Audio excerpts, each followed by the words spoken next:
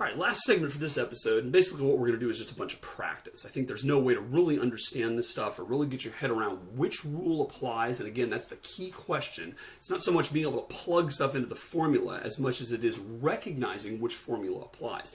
And I think there's really no way to really fully, get proficient in doing that until you've seen a lot of examples and kind of work through and say, I see why this applies in this situation and that applies in that situation. So basically this lesson is going to be a little summary and then basically a whole bunch of quick review stuff. So let's just summarize where we're at.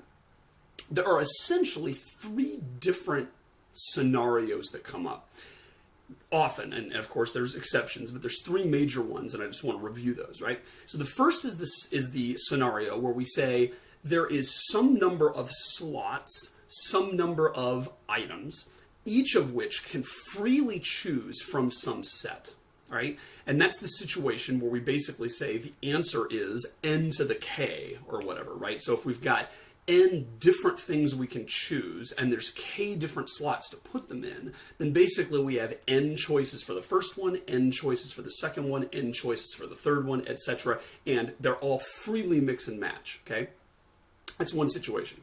Second situation is where we don't want to allow the same element to appear more than once, right? We don't want to allow duplicates. And that's where we get a permutation or a partial permutation, right? So if we say, well, we've got a bunch of different items and we want to choose one of them for the first slot, but then we never want to choose that one again, and we have to choose from the remaining that are left for the second slot, and then we don't want to choose either of those two again, we want to choose from the remaining for the third slot, and we don't have any duplicates, then that's where we end up getting the n factorial thing, right? Or a partial permutation is where we say, we care about the first several and what order they're in, but beyond a certain point we don't care after that, and that's when we call it a partial permutation, right? So that's the second scenario. And then the third scenario is where we say the order doesn't matter at all.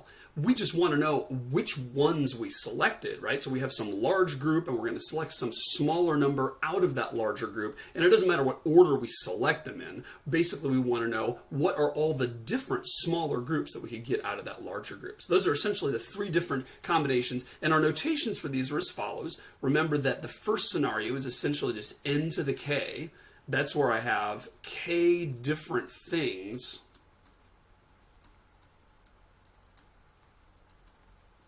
each of which have n independent choices. And that means that I can choose any of them, right? I can allow duplicates. So I can choose the same one every time if I want, right? That gives us the n to the k behavior. And the second one is where we have n factorial or n to the k falling. And, realize that n to the k falling is the more general case of n factorial, right? So if I say, 5 to the 3 falling, that's going to be 5 times 4 times 3. And if I say 5 to the 2 falling, that's going to be 5 times 4. And if I say 5 to the 4 falling, that's going to be 5 times 4 times 3 times 2. And if I go all the way whole hog and say 5 to the 5 falling, that's actually the whole thing. 5 times 4 times 3 times 2 times 1, which is the same as 5 factorial, right? So you should think of factorial as just a special case of the larger, phenomenon, which is the n to the k falling, right?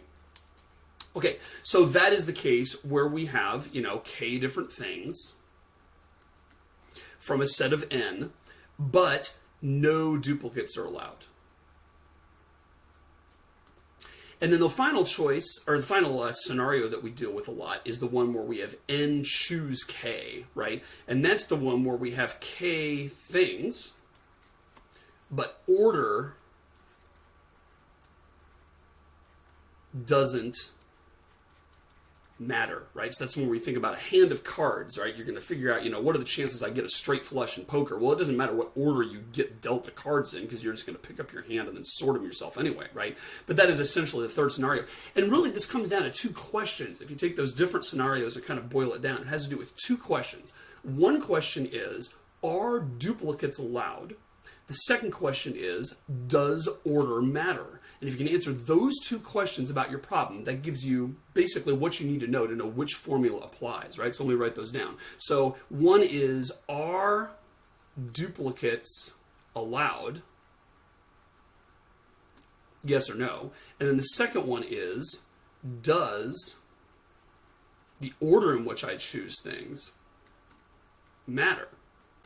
And if you go to our different cases here, we've got n to the k, we've got n factorial or n to the k falling. That's our permutation or partial permutation. And then we have n choose k, right? Those are sort of our three things. So are duplicates allowed? Basically, if we look at this one here, we say yes, duplicates are allowed. But if we look at these two here, we say no, duplicates are not allowed. We say, does order matter or not? And what we do for that is we say, well, in these first two, order matters. And in this last one, order does not matter. So you can see that if you can answer the question, does order matter and are duplicates allowed, and you select your answers to that, that's going to tell you which one of these three cases that you're going to fall in. Now, the astute listener will have noticed that there's actually a fourth case, right? Because what if it's the case that duplicates are allowed and yet order doesn't matter? We actually haven't considered that case, right? What if duplicates are allowed, but order doesn't matter? So one case of that would be, let's say you have a bunch of people voting in a committee meeting or something, and they're going to vote for different candidates or something like that. And you want to know how many different ways could the vote go, right? And I don't mean just who wins. I mean, we might end up saying that Ted gets 3 votes and Sue gets 2 votes and Phil gets 0 votes. Or we might end up saying that Sue gets this many and Phil gets this many and Ted gets this many or whatever, right? So each one of them can have some number of votes. And the question is, what are all the different breakdowns as far as what those vote totals could be, right? And in that case, clearly order doesn't matter, right? It doesn't matter who votes first. It doesn't matter what order we tally up the ballots, right? All we care about is how many each person got. And yet duplicates are, of course, allowed, right? It's not like only one person can vote for Ted. It's not like every voter has to choose a unique candidate. That wouldn't be a very interesting election, right? Because it would just be a zillion-way tie, right? So in that case, you actually are dealing with a separate one. And I'm going to leave that as an exercise for a future class that turns out to be a little bit more complicated. And it doesn't come up as often. And so that's the reason that I emphasize these 3 things as kind of the main 3 patterns that you're going to see, right? So we're going to go through some quick review and look at a lot of different examples. Let me just sort of give you one kind of canonical example to think about that ties all these 3 things together, right? And use this maybe kind of to organize your thinking, right? So consider for a minute working out in the gym, all right? So when we go to the gym, as you can tell, I do a lot, right? So I know a lot about this particular topic. We are going to choose in our workout certain workout machines that we're going to work on, right? Maybe we're going to do our abs. Maybe we're going to work out our biceps. Maybe we're going to do, our deltoids or whatever, And what we're going to do is we're going to choose an exercise machine to fit into our different slots that we have available. And let's assume for a second that we have 6 different slots. Because we're going to do a 30-minute workout, we're going to spend 5 minutes on each machine or something like that, right? Just to make the numbers easy. Okay, so we have 6 different slots in which to plug a machine. And let's say there's 15 different machines in this weight room, right? There's lots of different opportunities. We can flex this, we can flex that, we can do the back thing, we can do rowing, we can do, the hip thing that always puts my hip out of joint. There's 15 different choices of machines, and there's 6 different slots. Okay, now, someone asks the question, how many different workouts are possible? How many different workouts are possible? Now, as soon as they ask that, you can't answer the question without asking a few more questions, right? Because we need to know more precisely what they mean. What counts as a different workout, right? And again, those are the 2 key questions we're going to ask. Are duplicates allowed? And does order matter? So, the first thing that person asking the question might mean is they might mean, hey, I want to know how many different schedules that you can make out of your workout. I want to know, one of the schedules would be abs and then biceps and then triceps and then deltoids and then hamstrings and then quads. A different one would be some other different order of 6, right? But I'm trying to schedule you in the gym, maybe with a lot of other people who are using the same machines, and maybe I want to kind of be foresightful here, and I want to schedule that so that people don't, need the same machine at the same time. So I need to figure out, how many different possible schedules there are. And maybe the person says, you can do any machines that you want. You could do biceps biceps, and then triceps, and then go back to biceps if you want, and then do abs, and then maybe do abs again, and then maybe do an abs again because you're a glutton for punishment, right? So you can do any of the machines in any order, right? So if that's the question, then the answer to how many different workouts there are is going to be 15 to the 6th power, right? Because there's going to be 6 different slots I can fill, each one of which has 15 different choices of which machine I pick, right? So it's going to be 15 to the 6th power. Now, a lot of students, as soon as they see this pattern, they say, okay, I know it's either 15 to the 6th or 6 to the 15th, right? And the question is, which one is it? And I would recommend, and here's sort of a meta point I want to make, always start to write it out. Even when you're trying to figure out which rule applies, if you start writing out what some of the different combinations are, 9 times out of 10, you will see the pattern emerging. And oftentimes, that's the only way I know how to figure these out. I have to sort of try it and I say, well, let's make a few of these things. And then we start to see, oh, yeah, that's really a something to the something falling example. Or, oh, I see, I'm really doing a this, choose this. And really, it's only writing them out that you start to see that, right? But in terms of figuring out what's the base and what's the exponent, again, write it out. And here's what you're going to see. You're going to see, well, there's 6 different slots that I can put my machines in, right? For the first one, I've got 15 choices. And then independent of that, I've got 15 choices for the second machine. Then I've got 15 for the third machine. And as soon as you do that, you realize the answer, right? You realize it's going to be 15 to the 6th power because what you're doing is multiplying 15 by itself 6 times, and that's the definition of 15 to the 6th power, right? So just word to the wise there, if you're at all in doubt about what's the exponent versus what's the base, and that matters a lot. In fact, that's an interesting thought experiment. Which is bigger, 15 to the 6th or 6 to the 15th? If you play around with that, you'll discover 6 to the 15th is a lot bigger. Having the larger number in the exponent makes a world of difference than having the larger number in the base, as it turns out. But anyway, start working that out, and you'll see. Working that out, get it? And you'll see where the answer emerges. Now, let's say that we decide, that is, in fact, what we want to consider a workout. We want to consider, how many different schedules there can be, and each different scheduling of machines is going to be a different workout. So if I do abs first and then biceps, that's going to be different than doing biceps first and then abs, right? So those are different. But maybe I say, it's ridiculous to allow people to do the same machine more than once because, you got all these different muscle groups, right? You got to work them all out sometime. It doesn't really do any good to just go to the gym and just do pecs all day, right? Yeah, you're going to look really lopsided and fall over and stuff after a while, right? You're going to be a weakling in every other area. So we're going to say that you can't have any duplicates. We're going to say if you choose abs first, great. You can do your abs, get that part out of the way. The crunches always hurt. But then you can't put abs in again, thank God, right? And you're going to have to switch to 5 different ones. So the answer to that then, how many different workouts are there going to be, is going to be 15 to the 6 falling. So it's 15 to the 6, just like before, except that instead of multiplying 15 times 15 times 15 times 15 times 15 times 15, we're going to multiply 15 times 14 times 13 times 12 times 11 times 10. And that's because once we've chosen one of the machines to work out in the first 5 minutes, then we only have 15 remaining choices from which to choose our second 5-minute slot machine. And then only 13 choices for the next one, etc. So that is a 15 to the 6 falling if it turns out that order matters, but duplicates are not allowed. That's that second case, right?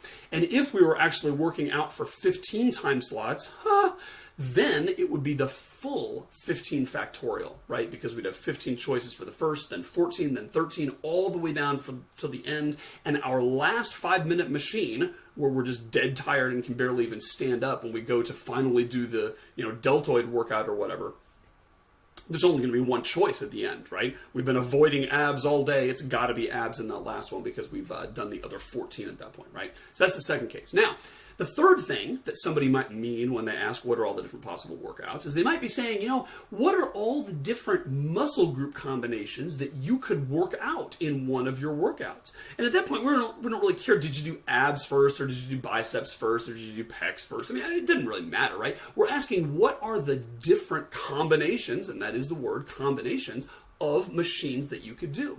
And the answer to that question then is going to be 15, choose 6. So out of 15 machines, we're going to choose a chunk of 6 of them. We could choose the first 6 on the left side of the weight room. We could choose the last 6 on the right side of the weight room. We could choose 3 from here, 3 from here. We could choose all the ones in the middle. We could choose 2 from each. We could do this, that, and the other, right? All those different ways. We don't care what the order is. We just care which 6 machines did you choose, and that's going to be 15 choose 6. Okay? So it's an illustration not only of sort of where each of the 3 patterns applies, but also sort of a word to the wise that, hearing the problem as just a sentence, often it requires some deeper thought to say, well, what actually counts as a different workout? And, am I allowed to reuse a machine during a workout, or is that, not legit? All those questions have to be asked in order to solve the problem. So let's get some practice. Let's look at some quick review questions. I'm going to do several sports examples because that's real easy to visualize here, right? So let's say there is a season of 16 games in NFL football, and at the end of that, the Redskins, or any team, will have won, lost, or tied, you can have ties in football, every one of their games. Now, assuming we don't care about the scores of the games, that's not what we mean by an outcome for the season. What we want to know is how many different complete outcomes are there for the Redskins season? And the answer to that is going to be 3 to the 16th power. And that's because there are 16 different slots, 16 different games, each of which could be a win, loss, or tie. So there's one of 3 different values that you can choose to plug in for each of 16 different slots. That's going to give you 3 times 3 times 3 times 3 times 3, 16 different times, 3 to the 16th power. All right? And just for fun, I'm going to put on here what the actual answer is in numbers, right? So really all you care about in combinatorics 9 times out of 10 is what this formula is, because that's going to tell you sort of the trend here. But I'm going to also tell you what the answer is in case you want to kind of figure out whether your intuition was correct. And that turns out to be over 43 million different seasons they could have. So they could win the first 8 and then go on a losing streak and lose the last 8. They could lose the first 8 and then win the next 8. They could win and lose alternately all through the season. They could lose all 16. They could have an undefeated season and win all 16, right? If you've got all those different possible answers, there are over 43 million different schedules. All right, next one. Baseball now. In a baseball team, there are 9 players, and each one is in the batting order somewhere, right? And so, the manager has to choose, who am I going to bat lead off, and who's going to bat second, and who's going to be my third place hitter, and who's going to bat cleanup, and all that kind of stuff. So how many different batting orders does the manager have to choose from out of those 9 players? And we're going to assume the pitcher always bats last, because that's just how it works in Major League Baseball. They always have the pitcher batting last. How many different batting orders are there? The answer to that is 8 factorial. And that's because the pitcher's position is fixed. And so what we do is we say, well, there's 8 different players that can bat leadoff. And then once we've chosen our leadoff hitter to bat first, there's 7 different ones to bat second. Then there's 6 different ones to bat third, et cetera, et cetera. And so it's going to be 8 times 7 times 6 times 5 all the way to times 1. And if you work that out as an answer, that's going to be 40,320 different batting orders out of 9 players, assuming that the pitcher always bats last. And of course, if the pitcher doesn't necessarily bat last, then you can multiply that whole thing by 9, right? Because then it's going to be 9 factorial. And that, of course, will be 9 times as big. All right, switch gears here to security. DES was a cipher algorithm that was used in the 70s. It uses a 56-bit key. A bit, if you don't know that, is basically a number that's either 0 or 1. And when we talk about a 56-bit key, we basically mean a string of zeros or ones, basically a 56-digit binary number, as we'll talk about in the next episode. How many different keys are there possible to have? And the answer there is going to be 2 to the 56, because out of all those slots, each one of the 56 slots can have two different answers in it. We could have all zeros, we could have all ones, we could have alternating ones and zeros, we could have alternating zeros and ones, we could, any combination right there is possible. And that's going to work out to be over 7,000 trillion different keys. By the way, if you thought the answer was 56 squared, work that out on your calculator, and you will see the mind-boggling difference between 2 to the 56 and 56 squared. There is no comparison. They are not in the same universe. That being said, this number may strike you as superly, awesomely big. I assure you it is not. And in fact, 56-bit keys can actually be broken fairly trivially today with computing power what it is, running multi-core systems with fast processors and parallel clusters. It's actually relatively easy to break a 56-bit cipher algorithm simply by trying a bunch of keys until you get to the right one, right? And that's why there are different encryption standards today that have larger keys. Next, my son Johnny is getting ready to go to middle school. He's awaiting his first middle school schedule. Now, when you look at the middle school schedule, there are 6 time slots during the day, each of which is going to have a class in it, right? And there are actually 11 different classes. You know, one of them is math, and one of them is English, and one of them is Latin, and one of them is band, right? So there's 11 different classes. He's going to be getting his middle school schedule. Now, he's very interested in his friend Ethan, who is also going to the same middle school, and he wants to know if they're going to have classes in common. What's the probability that they actually have the identical schedule? Assuming that all kids have equal chance of getting any schedule, what's the chance they'll be exactly the same? And the answer is going to be 1 in 11 to the 6 falling. So this is actually the same as the workout problem where we said we do care about the order of the workout, but we're not going to allow duplicate machines, right? Johnny's not going to get English, then English, then English, then math, then English, then English, right? That'd be a nightmare for him.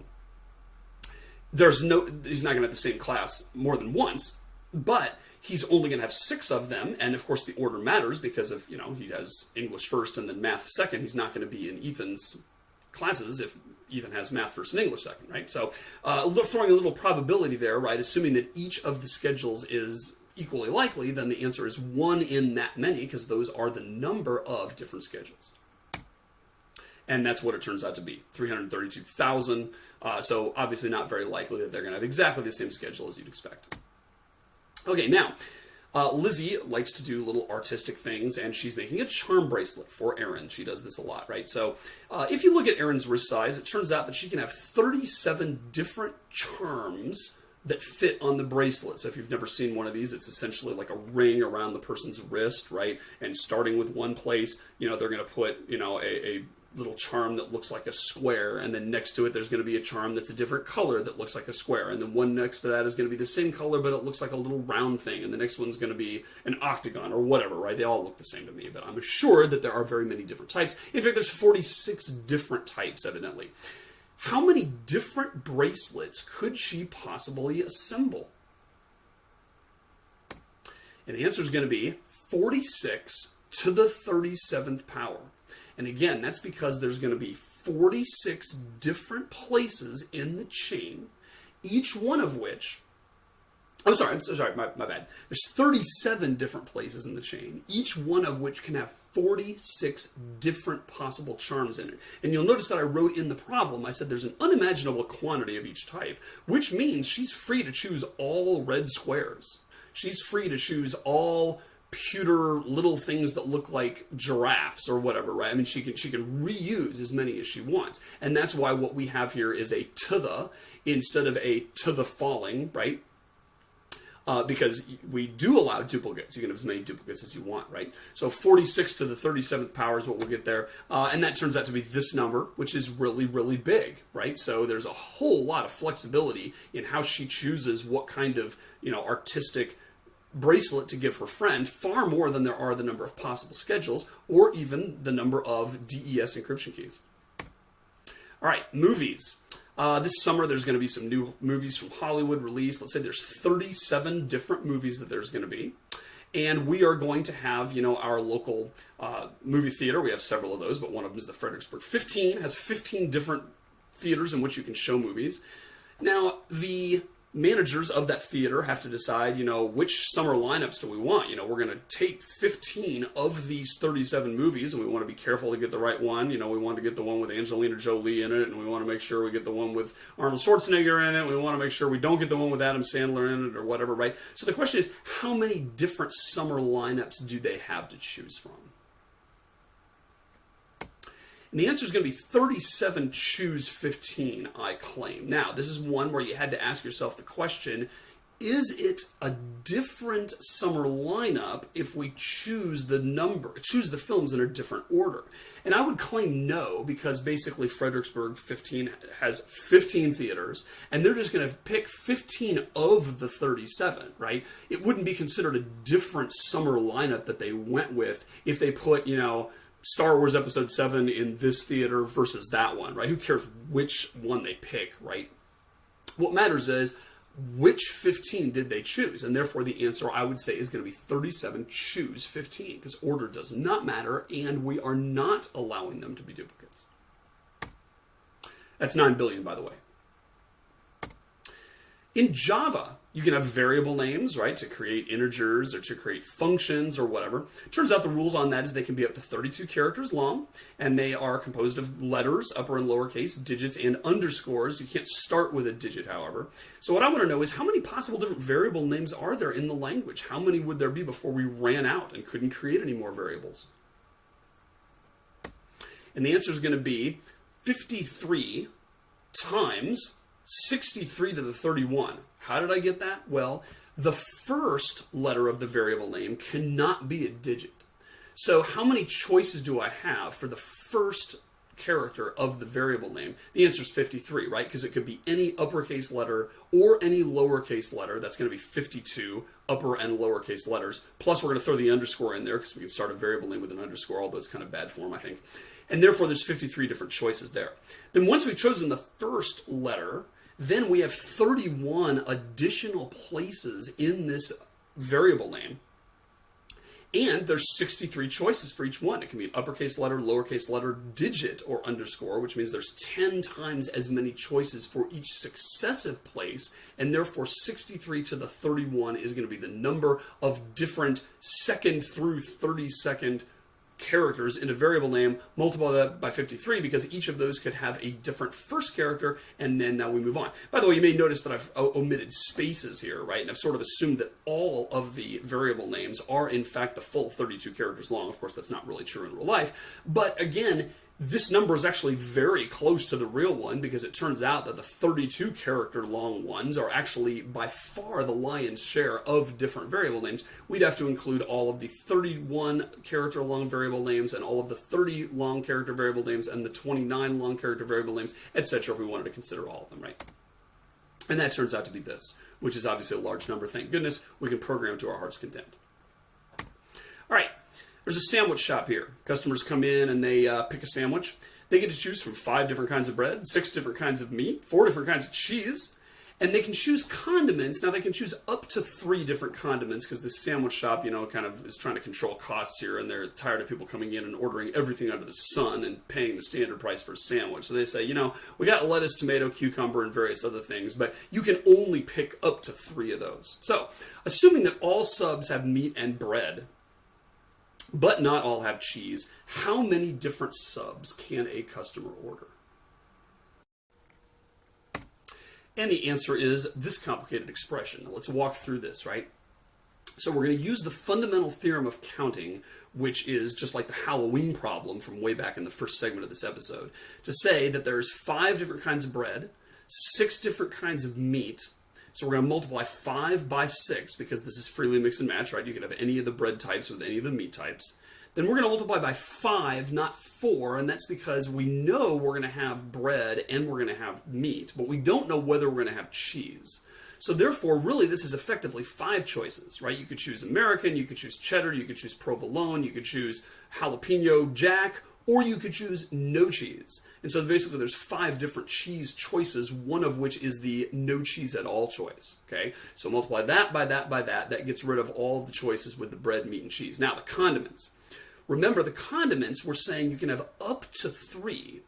So effectively what that means is that we can have 0 condiments, or 1 condiment, or 2 condiments, or 3 condiments. And as I mentioned, a lot of these problems essentially boiling down to simply being systematic about listing all the possibilities separately. It's easy to get confused if you're just like trying to come up with the answer kind of on the fly.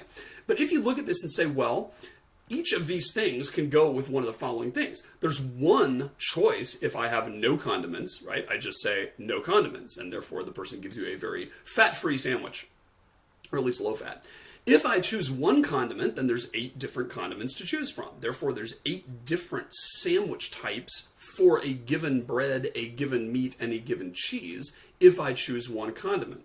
And there's going to be 8 choose 2 different condiment or different sandwich types if I choose a 2 condiment sandwich. And there's going to be 8 choose 3 if I have a 3 condiment sandwich. And it don't surprise you to know that there are far more 3 condiment sandwiches than there are 2 condiment sandwiches, or 2 or 1, or excuse me, or 1 or 0, right? And that's simply because there's just more combinations here, right? So that works out to be 13,950 different kinds of sandwiches you can get. So this is an example of a problem where there's several different things you got to put together here, right? Fundamental theorem of counting, reasoning about an absence as how that's really just sort of another selection for that, realizing that you're going to add together a bunch of mutually exclusive things, because there's never going to be a 2 condiment sandwich that is also a 3 condiment sandwich, right? It's either one or the other, never both. And then realizing that each one of those ends up being a combination because we don't care what order the condiments are. All right, now let's go with some basketball. We'll kind of end with this here. As I mentioned in one of the earlier segments, there's 64 teams that enter the NCAA basketball tournament, March Madness or whatever. So before they announce the bracket, let's say we know what 64 teams are. We know it's going to be Kentucky and Duke and Villanova and Mississippi and, Kansas and this, that, and the other. How many different Final Fours are possible there? And the answer is going to be 64 choose 4. Out of these 64 teams, 4 of them will be in the Final Four, and there's no meaning to the order of the teams in the Final Four. There's basically just 4 that go in. So that is the answer, and that works out to be 600,000 or so. Now, I was careful to say before they announced the bracket, and that's because if you consider this, what about after the bracket is announced? So here's the bracket from a recent year. This was last year's Division III women's tournament, which those of us around here and D3 women basketball fans followed with great interest. If you haven't seen this, basically what they do is they make this big bracket and they say, okay, there's going to be this thing where it's, process of elimination, and every game, one team survives and moves on to the next round, and this here is the national champion here. And so they start them in this big set of 64 teams, which is the big schedule. Now, you will notice here that this final round is going to come from the final 4 teams, obviously. This one right here and this one right here are going to play, and the winner is going to be written on that blank. And the winner here and the winner here are going to play against each other, right? And they're going to be written on that blank, and then the winner comes from that blank here. Now, the thing that makes this different now is because once the bracket is announced, every team can only end up in this slot for them, or these teams, the winner of those 16 can be in this slot, and the winner of these 16 goes in this slot, the winner of these 16 goes in this slot. In other words, it's not possible for like this team and this one and this one and this one to all be in the Final Four, right? Because those teams are going to face each other and they're all going to eliminate each other before even reaching the Final Four. So we know that this team right here is going to have to come from this upper left bracket somewhere. This one right here is going to have to come from the lower left bracket somewhere, and etc. from all 4. So what does that do to our total? The answer is that changes the problem radically. That's going to change it to 16 to the 4th, and that's because basically we have 4 different things, each of which has 16 different teams choosing from it. I'm going to choose one of these 16 teams to represent that bracket in the Final Four, or not that bracket, but that, what do they call this? Region or whatever. And then there's going to be 16 that I choose one of to finish there. There's going to be 16 of these teams, one of which is going to go to the Final Four there, and there's going to be 16 of these teams, one of which goes to the Final Four there. So that's 16 choices times 16 times 16 times 16, which is 16 to the 4th. And if you work that out, you get only 65,000. That's a lot less than 650,000 or whatever we had before, right? So the answer of the number of different Final Fours is radically reduced once the bracket is announced. And then lastly, let's end with sort of a brain teaser here. There's another basketball one, right? So on this basketball team, we've got guards, forwards, and centers. Those are the 3 traditional positions that people play in basketball. And we've got Sam, Claire, Megan, and Aaron as the 4 different guards. We've got Abby, Caitlin, Sarah, Megan, and Aubrey as the 5 different forwards, and then Breezy and Katie as the 2 different centers. Now, Turns out that Coach Appleberry of the UMW basketball team, Lady Eagles, she likes to field two different kinds of starting lineups. I've seen her do this. Sometimes she'll start the traditional one where she has 2 guards, 2 forwards, and a center. But against some teams, she'll swap that up, change it up a little bit, and she'll start 3 guards and only 1 forward. So that's kind of her smaller 3-guard lineup, right? So given that she's going to choose one of those different choices, how many different possible starting lineups are there? Stop the video and think that one over for a minute. All right, see if you got the right answer here. That's the answer I claim. 4 choose 2 times 5 choose 2 times 2 choose 1 plus 4 choose 3 times 5 choose 1 times 2 choose 1. Okay, how in the world did I get that? Here's how you want to think it through. There's essentially 2 different kinds of lineups, right? I've divided them here into A and B. There are lineups in which there are 2 guards, and there are lineups in which there are 3 guards. And of course, key observation is that there's no lineup that is both those things. Every lineup is either a 2-guard lineup or a 3-guard lineup. It just depends on how many of the Sam, Claire, Megan, Aaron bunch are in there, right? Therefore, the whole answer to this question turns out to be a sum of 2 different possibilities. And just to emphasize this point again, to hammer it home, the only reason we can add those is because the 2 sets are mutually exclusive. The set of all 2-guard lineups is mutually exclusive with the set of all 3-guard lineups, and those are collectively exhaustive because I'm saying here the coach always picks A or B. She never starts like all centers or something, right? That'd be ridiculous and it wouldn't be very effective. Therefore, those are collectively exhaustive in mutually exclusive sets. Therefore, it's okay to add them. Okay. Now, how did I get this stuff here? Basically, I just said, well, if we're going to have a 2-guard lineup, then that means I'm going to choose 2 out of the 4 guards. I'm going to choose Sam and Claire, or Sam and Megan, or Sam and Aaron, which was normally the starting lineup last year, or Claire and Megan, or Claire and Aaron, etc. Basically, I got 2 choices out of 4. I'm going to choose 2 out of the 5 forwards. And I'm going to choose 1 out of the 2 centers. Now, of course, 2 choose 1 is just 2, and you could write the number 2 there if you want, but I'm just kind of showing the pattern here, right? And then the other option is going to be 4 choose 3 times 5 choose 1 times 2 choose 1. And that's simply because I'm going to choose 3 guards and 1 forward and 1 center for that. If you add all that up, you get 160 different lineups. I'm not sure if that seems like a lot to you or not. Obviously, these different answers were, crazy different based on whether we're talking about 160 or a trillion, but that, of course, is the nature of combinatorics. That's it for episode 6, ladies and gentlemen.